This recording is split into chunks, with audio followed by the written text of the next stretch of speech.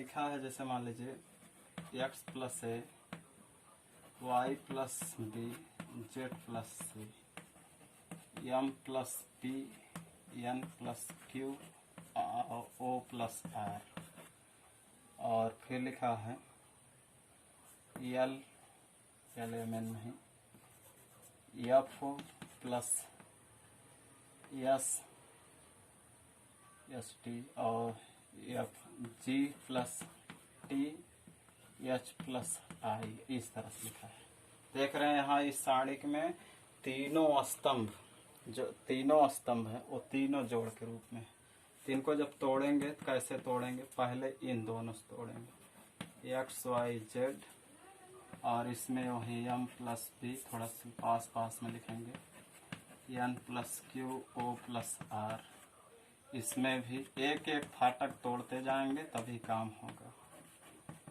आई अब plus X Y Z का भी ये पार्ट बचा है, ए बी सी, और इसमें वही M plus P, N plus Q, O plus R, और यहाँ F plus S, G plus T और एच प्लस आई।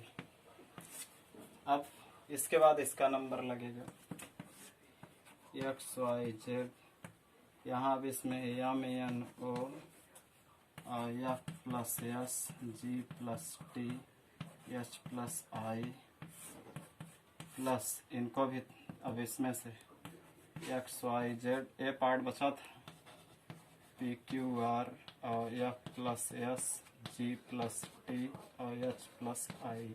ये अभी इतने का टूटा है, एक बार एम एन ओ, एक बार पी क्यू आर और ये दोनों। अब यहाँ फिर जब जाओगे इस साइड तो तुम्हें फिर एक बार इन दोनों को तोड़ना होगा, और फिर इन दोनों से, इनसे एक बार X Y Z M N O F G H लिखोगे, प्लस फिर एस टी आई। इनसे भी इस तरह से कम इनसे दो और चार, इनसे दो मिलेंगे, अगले वाले दो, लगभग 8 पद टूटेगा, और 8 पद में फिर छोटे छोटे लास्ट में बनेंगे। हम इनको थोड़ा सा कर दे रहे हैं, A B C, M N O और F plus S, G plus T, H plus I, और प्लस ए बी सी, और यहाँ पे एम एन ओ को ले चुके हो, P Q R, F plus S, G plus T और एच प्लस आई। इस तरह से पहले 2 फिर 4 टूटा, अब इनसे 2, इस वाले अभी से 2 बनेंगे। कौन कौन से बनेंगे, एक X Y Z M N O F G H plus X Y Z M N O S T I, फिर इनसे भी 2 बनेंगे, इनसे भी 2 बनेंगे, इनसे 2 2 4 2 6 2 8, यानी 8 मैट्रिक्स, 8 डिटर्मिनेंट बनेंगे छोटे छोटे। उन डिटर्मिनेंटों में कुछ ऐसे डिटर्मिनेंट आपको मिलेंगे जिसमें सेम कॉलम हो सकता हो जाए, तो ऐसे सेम कॉलमों को हम शून्य कर देते हैं या उनको 0, प्रगुण नंबर जो और पढ़ाए हैं उन प्रगुणों की सहायता से कम कर लेते हैं। प्लीज इसे नोट कर लें और आगे देखते हैं हम सवालों में। इस तरह से प्रगुण नंबर 5 हुआ। एक प्रगुण और है कि यदि किसी सारणिक में कोई पंक्ति या स्तंभ पूरी शून्य हो जा रही है, किसी सारणिक की कोई पंक्ति या स्तंभ सारे अवयव शून्य है, तो सारणिक का मान शून्य होगा। ये एनसीईआरटी में है और बुकों में हटाया है इसको, तो आप इसको ध्यान में रखेंगे। और देखें प्रगुण नंबर 6, प्रगुण कह रहे हैं गुण नंबर 6, गुण नंबर 6 है, जो वहाँ हम बताए थे एक प्रारंभिक संक्रिया में किसी भी रो को किसी भी रो के साथ गुणा करके, यानी किसी भी रो को किसी भी रो के अपवर्त से गुणा करके, यानी 2 से दुगुना तिगुना जोड़ के घटा सकते हैं, जोड़ सकते हैं, वो रूल है। देखें, यदि सारणिक के किसी स्तंभ, अब ब्रैकेट में आप पंक्ति के लिए भी रूल लागू यही रहेगा, स्तंभ या पंक्ति के प्रत्येक अवयव में प्रत्येक अवयव में किसी दूसरे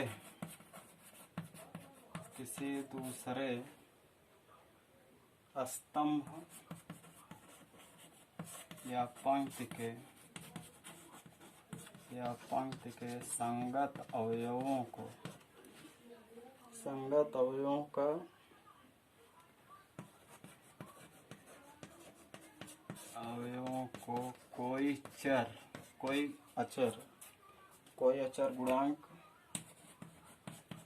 कोई अचर गुणांक जोड़ या घटा दिया जाए तो सारणिक का मान अपरिवर्तित रहता है। ये सबसे इम्पोर्टेंट है इसका अपरिवर्तित रहता है। कह रहा है यदि सारणिक के किसी स्तंभ के प्रत्येक अवयव में किसी दूसरे स्तंभ के संगत अवयवों को कोई अचर गुणांक जोड़ दिया जाए या घटा दिया जाए तो सारणिक का मान नहीं परिवर्तित होता है। एज दिस टाइप इसे समझें 732। अगर हमें कॉलम 1 को चेंज करना है और हम चाह रहे हैं कि कॉलम 1 चेंजेज कॉलम 1 में कॉलम 2 का 1 गुना घटा दें, कॉलम 1 में कॉलम 2 का 1 गुना घटा दें या 2 गुना घटा दें या 2 गुना जोड़ दें, ये सब फ्री हो करने के लिए। किसी भी रो को तुम चेंज कर सकते हो, दूसरी रो के दुगने तिगुने चौगुने पचगुने छठगुने सतगुने या आधा गुना कुछ भी करके जोड़ घटा सकते हो। किसी भी कॉलम को आप चेंज कर सकते हो, किसी भी कॉलम को चेंज कर सकते हो। उस कॉलम में दूसरे कॉलम के अचर गुणांक यानी कोई भी गुणांक हो, चाहे आधा गुना चाहे 3 गुना, उसका जो है जोड़ करके घटा सकते हो। सीजे मान ले रहे हैं। किसी कॉलम को चेंज कर सकते हो, किसी दूसरे कॉलम का 1 गुना 2 गुना जोड़ करके या घटा करके 1 गुना 2 गुना क्या गुना समझो, जोड़ करके घटा दोगे, कोई परिवर्तन मान में नहीं आएगा। जैसे हम यहाँ कर दे रहे हैं, कॉलम 3 को चेंज कर दे रहे हैं 3 माइनस 1 C1 का 1 गुना माने वही होगा, दुगुना भी कर सकते हैं तिगुना भी कर सकते हैं। तो जैसे चेंज होगा तो इस तरह आएगा।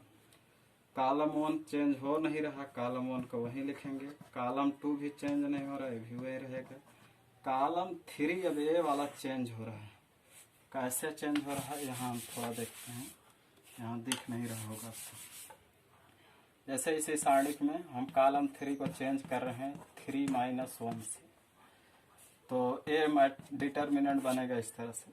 देखो कॉलम 1 नो चेंज, कोई चेंज नहीं है। कॉलम 2 भी हम नहीं चेंज कर रहे हैं, हम किसको चेंज कर रहे हैं? 3 को चेंज कर रहे हैं। जिसको चेंज कर रहे हैं उसी को परिवर्तित करना है।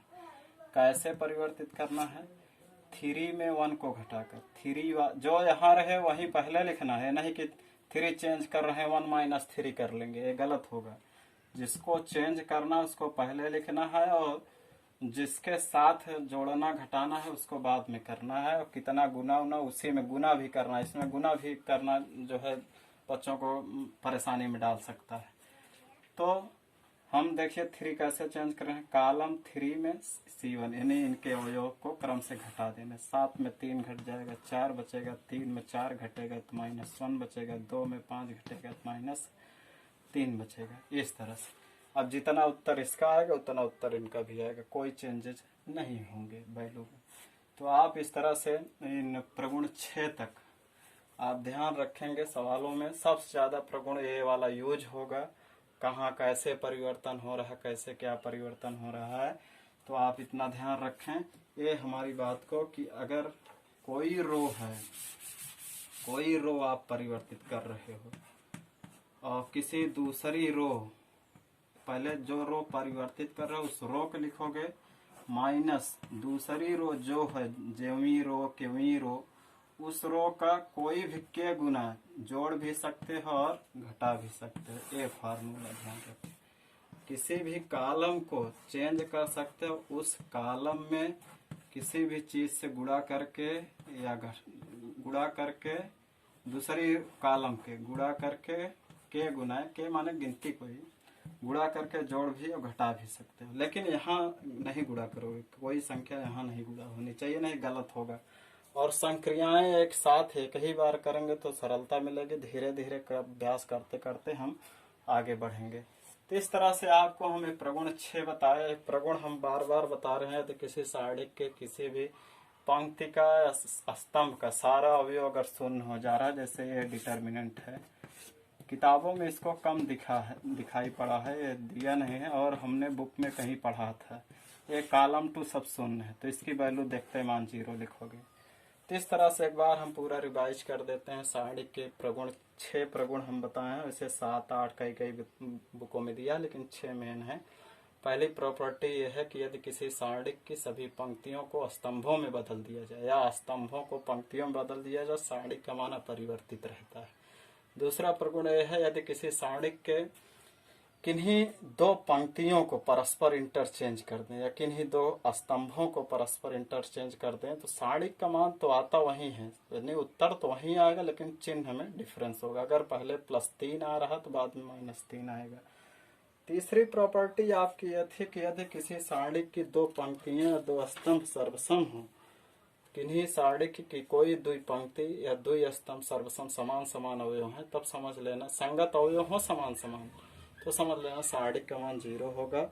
और चौथा प्रगुण यह था कि यदि किसी सारणी की किसी पंक्ति में अगर हम किसी समान अंक से गुणा कर दें, किसी स्तंभ में समान अंक से गुणा कर दे रहे हैं, तो उतने गुना सारणी का मान बढ़ जाता है। अगर पहले मान लीजिए कोई डिटर्मिनेंट है 3 कोटि का, उसका उत्तर 20 आ रहा है, हम कॉलम 1 में हम कह रहे हैं 5 से गुणा कर दे रहे हैं अपने मन से, तो सारणी का मान 5 गुना बढ़ जाएगा। 20 है, 20 पंचे 100 हो जाएगा। इसके बाद प्रगुण धर्म नंबर 5 में था एक कि यदि किसी सारणी की कोई पंक्ति या स्तंभ 2 पदों के योगफल हो, 2 या 2 से अधिक पद का योगफल हो, और हम उसको अलगा ले रहे हैं, तो हम उतने ही कोट के, अगर 3 कोट का है 2 कोट का, 3 कोट का है, तो उतने ही कोट के 3 कोट का ही 2 या 2 से अधिक सारणी में हम उसको अलग कर सकते हैं। और लास्ट प्रगुण ये था कि यदि हम किसी सारणी के किसी भी स्तंभ को दूसरे संगत स्तंभ से दूसरे स्तंभ से किसी संगत दूसरे स्तंभ के संगत अवयवों को कुछ भी गुना हो, किसी अचर गुणांक से बताएं, किसी भी अचर गुणांक से जोड़ या घटा सकते हो, उससे सारणी का मान अपरिवर्तित रहता है। और एक प्रगुण हमारी तरफ से आप ध्यान रखेंगे, यदि किसी सारणी की कोई भी पंक्ति स्तंभ शून्य होती तो सारणी का मान 0 होगा। इस तरह 7 प्रगुण आप सीखे हैं। इन 7 प्रगुणों को ध्यान में रखते हुए आज हम चलते हैं कुछ सवालें 4.2 में और देखते हैं गुणधर्म का उपयोग कैसे करके सवाल हल करते हैं। ये तो आपकी प्रॉपर्टीज रही डिटर्मिनेंट्स की। आप इस प्रॉपर्टीज वाले वीडियो को 2-3 बार कम से कम समझें और किताब से स्वयं भी समझें, तब ये सवालें जो है सरल ढंग से लग पाएंगे। सारणी का ऐसे आसान नहीं है कि समझें कि आसान है सब्जेक्ट, लेकिन तैयार करें, लेकिन तैयार करने पे सब कुछ आसान होता है।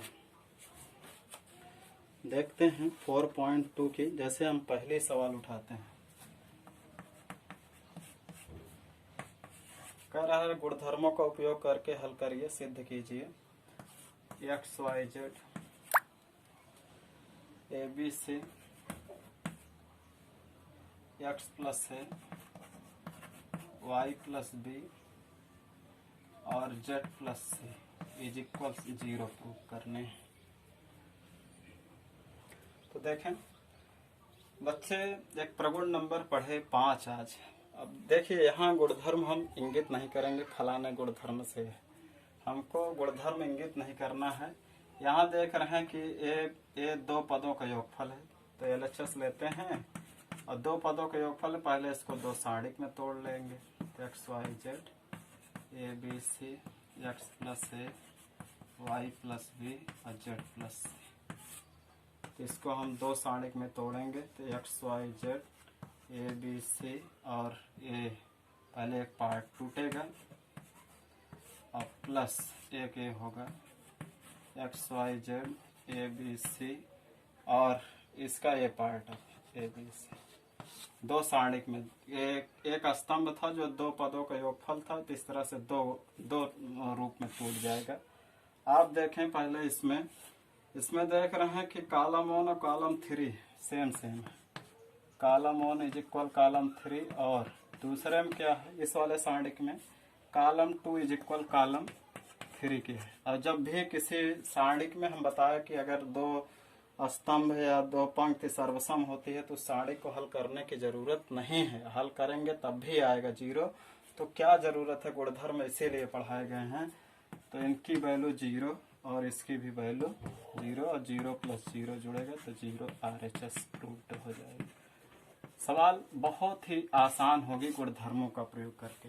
LHS उतारे X Y Z A B C, एक एक्स वाई जेड, और फिर अगला एक ए बी सी बचा, तो यही सारे अवयव जाएंगे और इनको साथ में लेंगे। इसमें X Y Z X Y first और थर्ड में देख रहे हैं वही अवयव हैं, इसमें सेकंड और थर्ड कॉलम में वही अवयव हैं, इसलिए सारणिक का मान प्रगुण से या गुणधर्म से सारणिक का मान 0 हो जाएगा। 0 + 0 करेंगे 0 आएगा। आगे देखें सवाल नंबर 2 में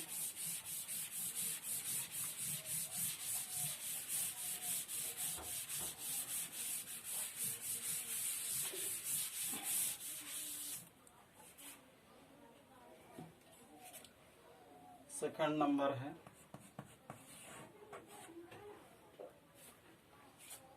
a - b, b - c, c - a, b - c और c - a, c -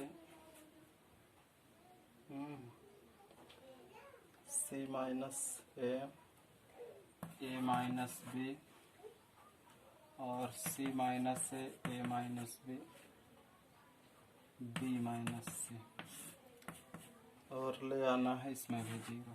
तो LHS देखते हैं, c - a, b - c, c - a, a - c, a - b, b - c। तो देखें इसमें समझ में क्या आ रहा है कि अगर हम सबको जोड़ देते हैं जैसे, तो 0 भी आ जाएगा। एक पूरी पंक्ति या कोई स्तंभ 0 भी आ सकती है आराम से। उसकी जब एक पंक्ति या स्तंभ 0 आ जाएगी 0 हो जाएगा। तो हम कॉलम 1 चेंज कर दे रहे हैं, इस कॉलम को चेंज कर रहे हैं, सबको जोड़ ले रहे हैं, सबको जोड़ ले रहे हैं। तो सबको जोड़ेंगे कॉलम 1 में। अगर हम